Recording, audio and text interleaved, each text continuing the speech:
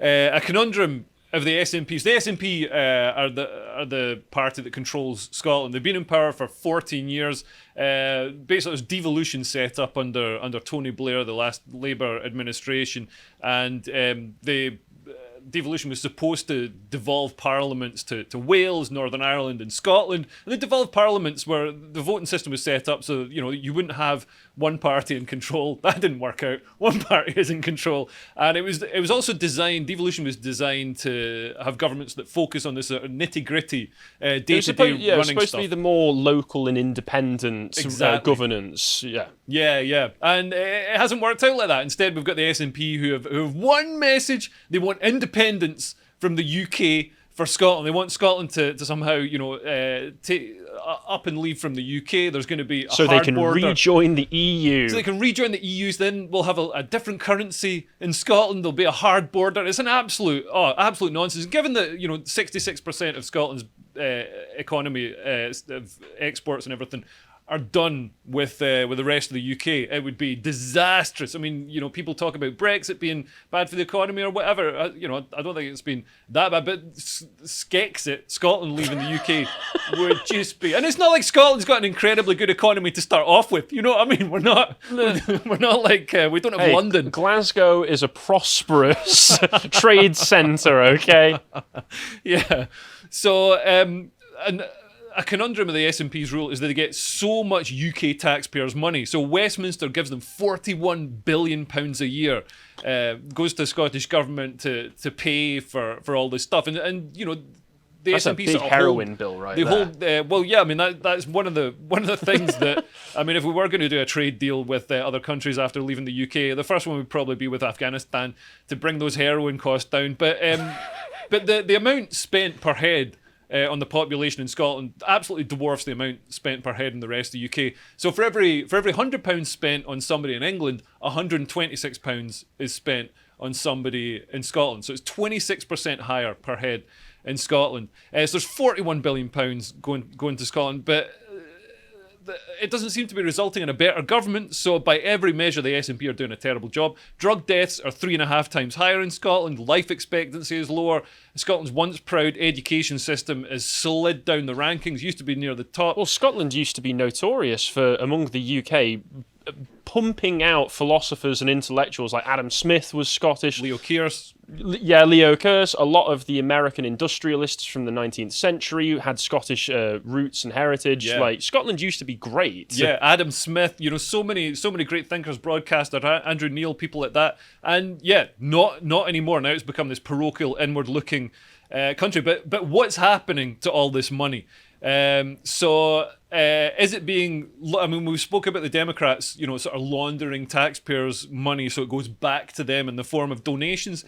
Is it happening in Scotland? It wouldn't be out of character for the SNP. So we've had various SNP ministers involved in fraud. So Natalie McGarry, who's an SNP minister, was jailed for embezzling £25,000 from pro-independence groups. And this is part of a culture across the SNP. So the party was also accused of raising £600,000 from supporters who believed their donations would be spent on a new independence campaign, and that money was allegedly spent elsewhere by the party, with Police Scotland launching an investigation last summer. That's small potatoes compared to the fraud alleged in a BBC documentary. So there's a £97 million contract for ferries awarded to Jim McCall, who's a close pal of the SNP's.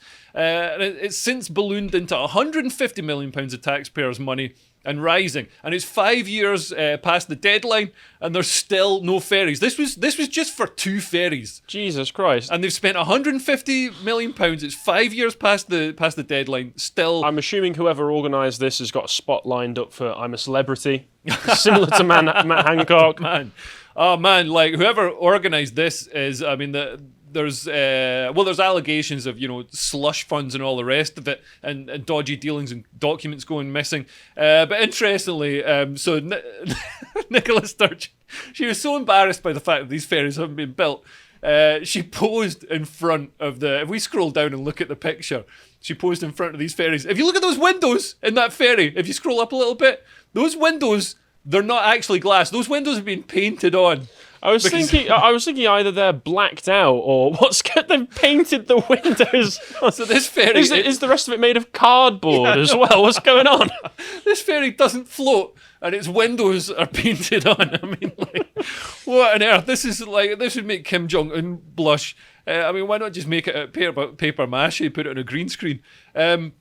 But yeah, moving on, there are rumours of businesses receiving government grants and then donating to the SNP, either directly or through staff and directors. So the Stand comedy clubs, which I'm banned from, were one of only... You're a very naughty boy, Leo. It's because I criticised the SNP. The Stand actually came out and said they blacklisted me because I'm not funny enough. It's like, man, you saw the roast of Count Dankula. Yeah, it was a good set. Am I funny enough? I mean, man. Well, maybe if you need to calibrate it, go at the Stand. Go at the Stand. See the abysmal garbage they put on all these women with those pointy. I had the misfortune glasses. of turning on a mainstream comedy program the other day, and it was like attending a eulogy. Yeah, honestly, man. It's like, you're supposed to clap at the end, like, oh yes, I agree with this opinion. Oh, how very good! What a good opinion. It's like, how about telling a joke? You know what I mean? But anyway, I'm getting away from the point. The Stand, so they run the main comedy clubs in Scotland. They're owned by the SNP. Oh, so Tommy Shepherd, who's an SNP member of Parliament, founded them, still owns them. And that means, you might have noticed that no comedians in Scotland, apart from me and there's... In fact, I think I'm the only stand-up who really criticises the SNP. All the comedians give the SNP an easy ride, even though they're such a nefarious, corrupt, failing regime. They give them an easy ride because if they criticise them, that's the Stand gone, and also probably spots on Scottish TV gone. You know what I mean? That's why I had to move to England, the land of the free, for my career. But yeah, the Stand are one of only 3 arts groups and venues in Scotland to receive the maximum COVID relief grant of £250,000 out of 203 applicants.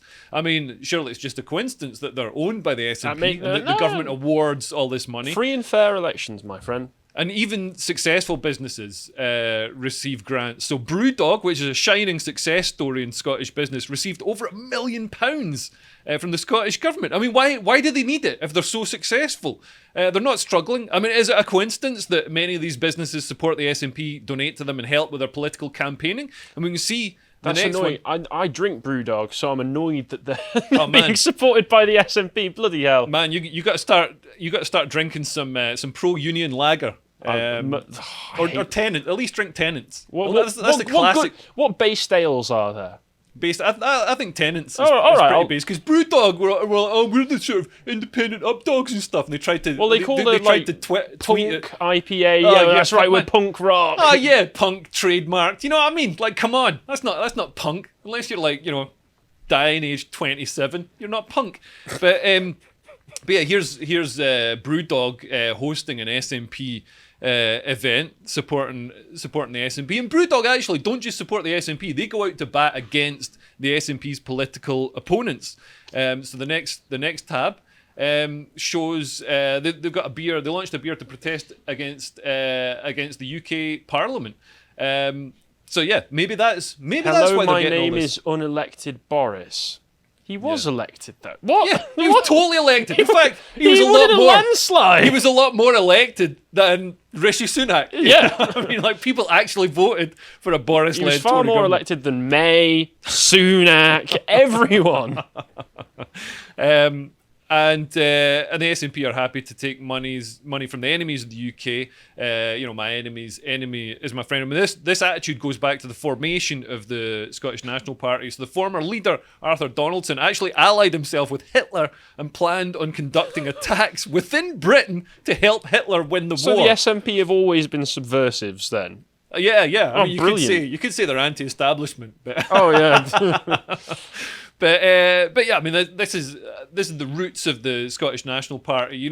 People talk about nationalism in England as a bad thing. So the British National Party, everybody's like, oh my God, that's all gammony, racist and all the rest of it. But for some reason, the SNP, the exact same thing, the Scottish National Party, everybody's like, oh, these are brave freedom fighters for independence. That's the point, though, isn't it? It's like left-wing soy nationalism as opposed to strong right-wing based nationalism. Well, they're really just two cheeks of the same bum. because man, like the SNP, like even though they sort of dress themselves up with all this woke stuff, they're incredibly anti-immigration when it comes to English people. There's SNP supporters at the border during COVID screaming at English cars to go home, waving banners and stuff.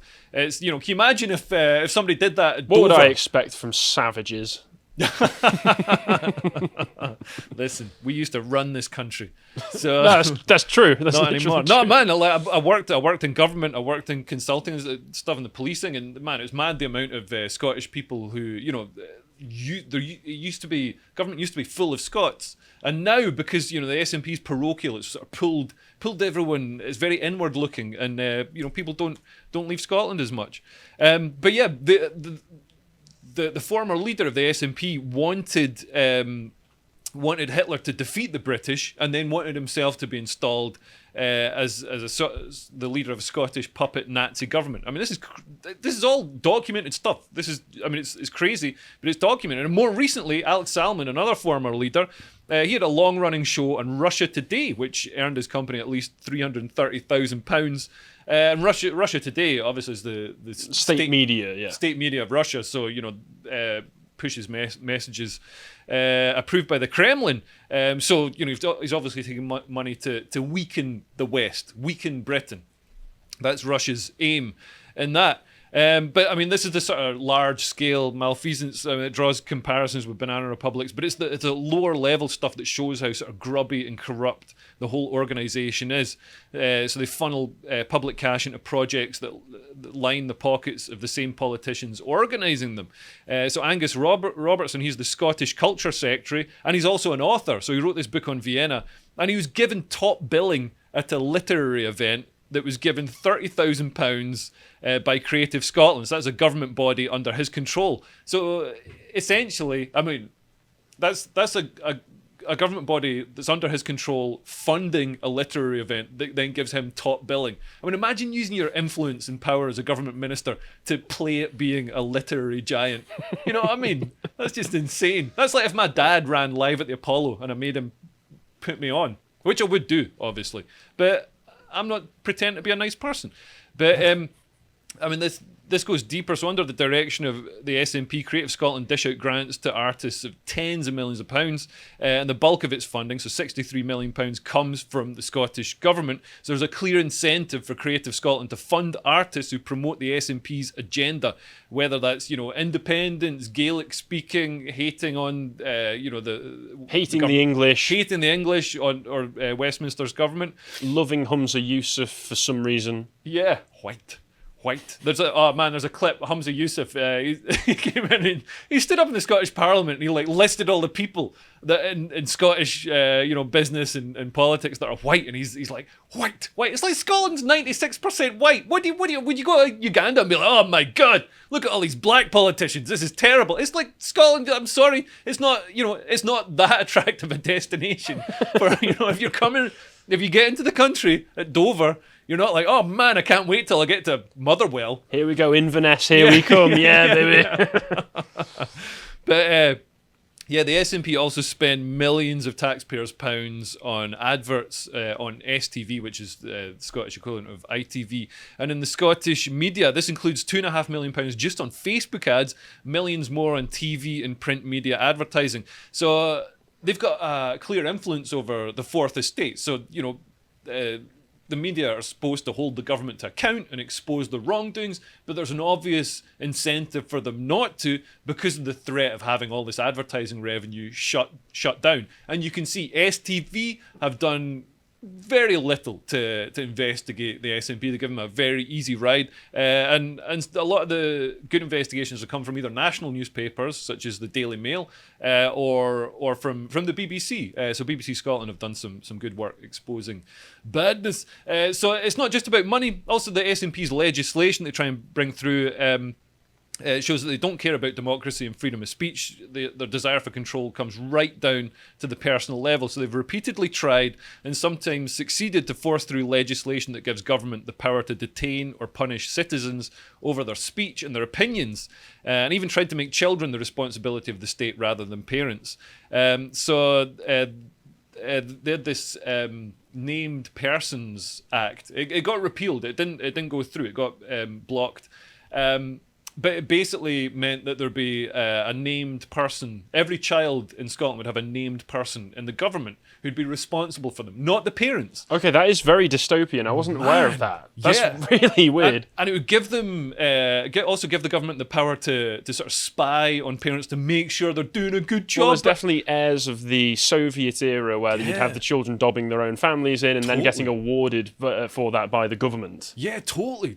So, it was described as a snooper's chart, and giving the government the power to break up families. I mean, I think, in almost all cases, parents are the best advocates for their own children, not, some state faceless apparatchik. bureaucrats. Exactly, or somebody with an agenda. Perhaps you've got parents who are anti-SNP, campaign against the SNP. Can't have that. So then the government could go in and really mess with their family and screw them up, break up the family, take the children off them. So that's an obvious abusive power that could be handed to them.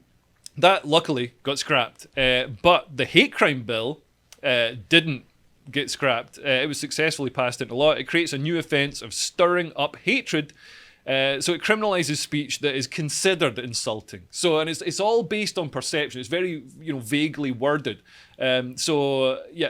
If I consider you, if I perceive you to be stirring up hatred, doesn't have to be against me, against somebody else. I can be like, well, this is, and I can report you. So it's obviously, mainly just used by... It's a nice big grey area so that you can just put whatever you want. If I remember correctly as well, this went even further because you could be convicted over something said over the dinner table. Yeah, in your own home. And, under British law and in, Western liberal democracies, your own home is your private bastion. So under this law, say you crack a joke over the dinner table, your child goes into school, tells it to someone else, a teacher overhears, your child can be dragged in for interrogation, you can be prosecuted for that thing that you've said over the dinner table. It's very, very, very sinister. And when it was I actually ran for election against the architect of this bill, Humza Yousaf, who's now the health secretary. And at the time, I said, "Look, this could make comedy illegal. This could have a really damaging effect on the arts because when we go up on stage, we're always offended. We're the whole point of comedy. Most comedy is offensive to someone. Of the joke, right? Yeah, there's a butt of the joke. We can't all be just making jokes about ourselves. Sometimes we want to talk about what's happening in society." And I was branded ridiculous, but the Pleasant cited hate speech legislation as a reason they had to deplatform. They had to cancel Jerry Sadowitz because of the stuff he says on stage. So it's already happening. It's having this stultifying effect on the arts. And I don't think we'll get comedians like Jerry Sadowitz, coming up again. And Jerry Sadowitz, he also got in trouble for getting his penis out on stage. And for some reason, when Jordan Gray does the exact same thing on Channel 4. Oh, the trans one. Yeah, it's lauded as, this is so brave and progressive. How come it's not brave and progressive when Jerry Sadowitz gets his knob out? Is it because he didn't have a pair of tits to go with it? It's because he didn't say he was trans before he did. Yeah, there you go. So I am trans and I'm going to get my... No!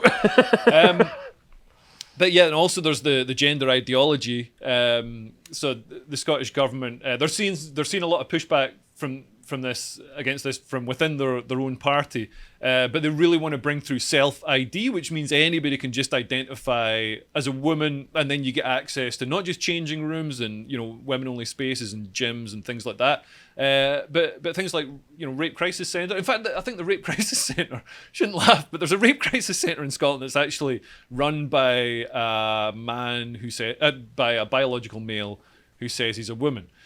So if you're a woman who wants refuge, which is generally what refuges are for, and you go there, you're greeted by this man. You do kind of want a woman there. You kind of want a woman there, and female prisons. Anybody can get access to female prisons. A man can get access to female prison in Scotland just by saying, under these rules, just by saying, I'm a woman. And we've seen I can't remember the name, but there was a bloke who committed all these terrible sex offences. came to trial. He's like, I'm a woman. Gets sent to a women's prison so he can continue his convictions. And also, there's another incentive for male sex offenders to transition and change their identify as a woman, because it erases your name. So all of a sudden you're known as Susan instead of Fred. So if anybody Googles your name, your previous crimes don't come up. That's true. So yeah, I mean it's terrible ideology. And anybody who speaks out against it gets the full power of the police thrown at them. So Marion Miller is a gender-critical feminist. She tweeted a picture of a suffragette ribbon, so a symbol of feminism, and she was somebody perceived this to be transphobic, and they said it looks like a noose. So this is a weapon. So the police just piled her. I spoke to a journalist who actually went along to her hearing, and she was flanked when she came out of the court. She's flanked by all these police officers, just the biggest, burliest police officers. This is just a middle-aged woman with two kids who's worried about women's rights being eroded. She tweeted a picture of a suffragette ribbon.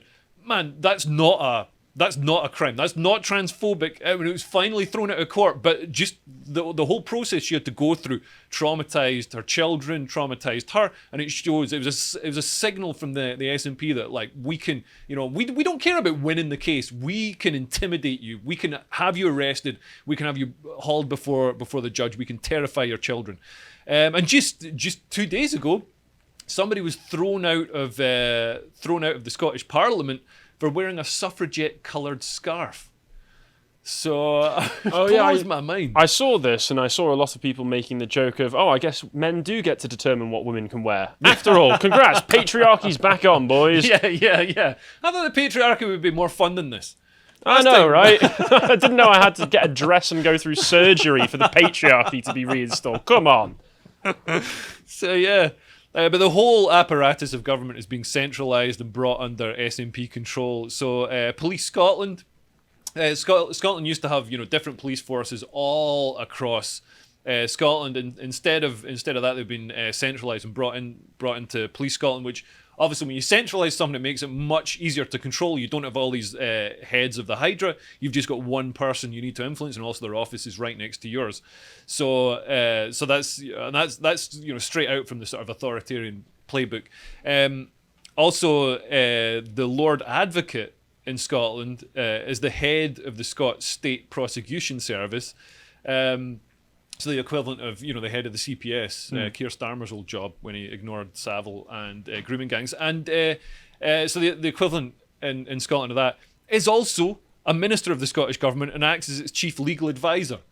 So if anybody brings a case, if there's a criminal case brought against the Scottish government, it's being brought by a government minister and the government's legal advisor. I mean, that's an obvious conflict of interest right there. I'm going to be honest. This is genius politics. If you do want to just be in complete control of everything, they've manoeuvred their way into just complete dominance. Yeah. So yeah, you got to respect that at least.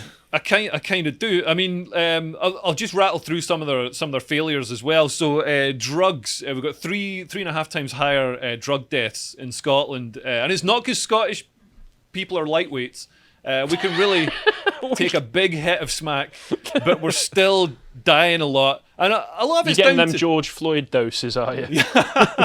a lot of it is down to SNP policy. So they've got this minimum alcohol unit pricing. So alcohol has to be a minimum of 50 pence a unit. So previously, if people wanted to get blotto, which you do in Scotland because it's horrible and grey, you can't go outside, so you want to just drink. But previously, you get cheap cider. Now you can't get cheap cider because there's minimum alcohol unit pricing. So it's led to surges in illegal drugs, because all of a sudden they become more economically viable, and also surges in buckfast, which, despite its reputation of being a chav drink, is actually pretty expensive. And the trouble with buckfast, man, it was banned where I grew up because it's full of caffeine. I've had some interesting times on buckfast. Yeah. I chipped a tooth on buckfast. Jeez, yeah, I mean that's a pretty That's the minimum injury you're going to get on Buckfast. The trouble with Buckfast is it's full of sugar, caffeine, taurine. It's like a mad energy drink, but it's also and it's got made loads by of booze. monks in Devon. And it's made by monks in Devon. For some reason, God is sending this syrup to us. God himself is punishing the Scots. He's seen what we're doing and he's decided to punish us. I mean, I don't know. I'd rather have a plague of frogs, to be honest. But yeah, Buckfast, it means it's got so much caffeine and stuff in it that you'll be absolutely hammered drunk, but the caffeine will be keeping you up and you'll still be running around getting in trouble. Education policy we mentioned before, so maths and science are at record lows. And also the education policy. I mean, every aspect of government policy in Scotland is used to advance the SNP's agenda. So, for example, the SNP fund higher education, university education for Scottish students, but only if they stay and study in Scotland. And some people say, "Oh, it's so kind and noble that they're, altruistic that they're paying Scottish students to study." It's like, why don't they pay them to study in England then? Especially seeing as that's where the money's coming from. Like, why don't they spend that money in England? The reason is they want to keep a generation of Scottish young people in Scotland instead of travelling down to England and mixing with English people and seeing that, some of you are all right, you know what I mean? Yeah, some of us. They're trying to stop that sort of intermingling across the UK and create this sort of parochial, inward-looking generation. We only want to mix with the Browns, thank you very much, is what the SNP is saying. Yeah, pretty much essentially. They're like, they want high immigration, but not English immigration, you know what I mean? So yeah, it's a bribe to Scottish youth, and it creates that sort of inward looking state. Also, parts of Scotland have got the lowest life expectancy in the UK, and we've absolutely failed on environmental policy, despite Sturgeon always flying to COP27 to take loads of selfies with Justin Trudeau or whoever.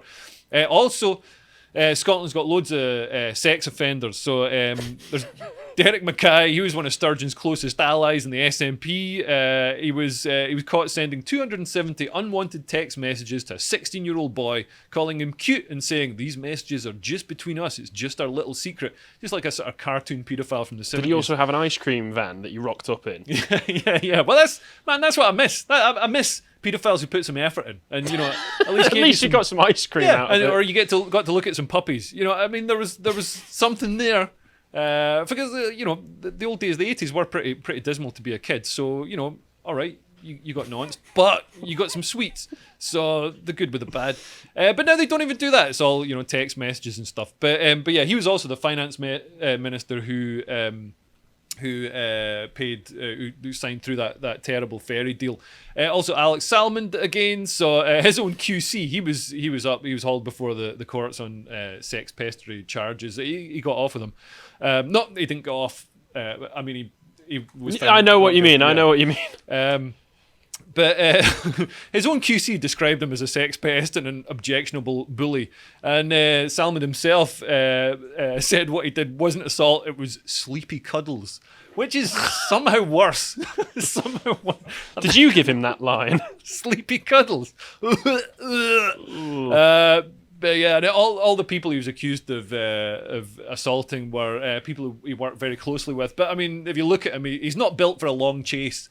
He's built for grabbing people who come near him. And yeah, more recently, the SNP are trying to abolish juries in rape trials, which, if you know the sort of details of the Alex Salmond case that we can't talk about, it was, the SNP really tried to sort of stitch him up.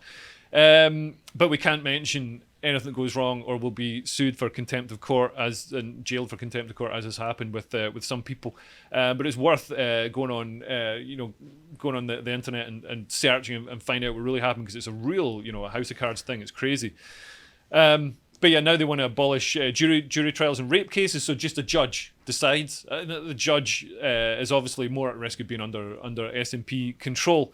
But yeah, devolution is meant to create parliaments that focus on local issues, using local knowledge to deliver better services. But in Scotland, it's created a satellite state that battles against Westminster, bleeds Westminster dry for money through the Barnett formula. They get all that extra billions, £41 billion, way more than is sort of than is fair if you look at the balance across Britain.